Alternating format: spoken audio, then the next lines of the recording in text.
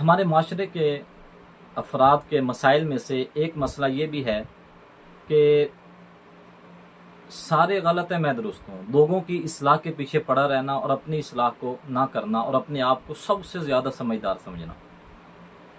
ہمارے بزرگوں کا انداز کیا تھا؟ ابراہیم تیمی رحمۃ اللہ تعالی علیہ آپ کی سوانے میں لکھا گیا کہ آپ ایک دن اکیلے بیٹھے ہیں اور اپنے آپ سے مخاطب ہوتے ہیں اور کہتے ہیں کہ اے ابراہیم، اپنے آپ کو جنت میں تصور کیا اور جنت میں تصور کرنے کے بعد جنت کی نعمتیں کھائی، جنت کے اندر رہے اور اپنے آپ سے پھر مخاطب ہوتے ہیں، ابراہیم کیا چاہیے؟ جنت چاہیے؟ کہتے ہیں ہاں، اندر سے آواز آتی ہاں جنت چاہیے۔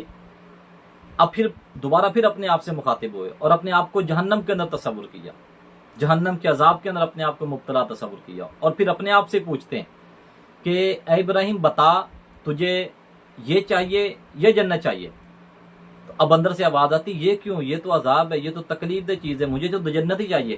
اب آپ اپنے آپ سے مخاطب ہوتے ہیں دوبارہ اور فرماتے ہیں اے ابراہیم، تیرے پاس ابھی وقت ہے، تیرے پاس ابھی تندرستی ہے، تیرے پاس ابھی موقع ہے، جنتیوں والے اعمال کر کے رب سے جنت لے لے، اور اگر تو نے اس موقع کو گنوا دیا تو پھر تجھے جنت نہیں بلکہ جہنم کا عذاب ملے گا۔ یہ ان کا انداز تھا۔ ہم غور کریں کہ کیا کبھی ہم نے اپنے آپ سے اس طرح ہم مخاطب ہوئے؟ کیا کبھی ہم نے اپنے آپ سے پوچھا؟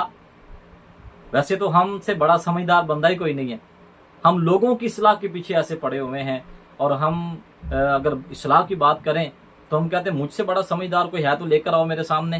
انداز یہ ہے، بیٹا بیچارہ غلطی کر لے تو 2 گھنٹے کا لیکچر اس کے لیے، بیوی بیچاری سے کوئی غلطی ہو جائے تو بیوی کے لیے پورا ایک دفتر کھول کے بیٹھ جاتے ہیں، دوست سے کوئی غلطی ہو جائے تو دوست کے لیے کوئی 2-4 گھنٹے کی نشست ہوتی ہے اس کو سمجھانے کے لیے، حالات حاضرہ پر گفتگو کرنے کے لیے اگر بات کریں تو کہتے ہیں ہم سے بڑا کوئی سیاستدان کوئی نہیں ہے، ہم سے بڑا کوئی عقل مند بندہ کوئی نہیں ہے۔ ممالک کے حوالے سے پھر گفتگو کرتے ہیں کہ فلاں ملک کے بادشاہ کو ایسا نہیں کرنا چاہیے تھا، فلاں کو ایسا نہیں کرنا چاہیے تھا۔ ہم اس اعتبار سے تو بڑے سمجھدار ہیں، مگر یہ سمجھداری کبھی ہم نے اپنی ذات کے لیے بھی صرف کی ہے؟ کبھی ہم نے اپنی ذات کے حوالے سے بھی سوچا ہے؟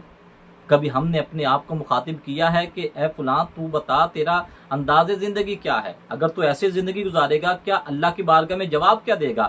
لوگوں کی تنقید اور لوگوں کی اصلاح کے چکر میں ایسا بندہ پڑا ہے کہ بندہ اپنے آپ کو دوسروں سے اچھا سمجھنا شروع کر دیتا ہے اور اپنی اصلاح کو بھول جاتا ہے۔ بابا بلے شاہ رحمۃ اللہ علیہ آپ کیا خوب فرماتے ہیں کہ پڑھ پڑھ عالم فاضل ہویوں، پڑھ پڑھ عالم فاضل ہویوں، کدی اپنے آپ نو پڑھیا ہی نہیں تے جا جا وڑدا ہے مندر مسیتی، کدی من اپنے وچ وڑیا ہی نہیں تے بلے شاہ آسمانی اڈدیاں پھڑنا ہے، جڑا گھر بیٹھا انہوں پھڑیا ہی نہیں۔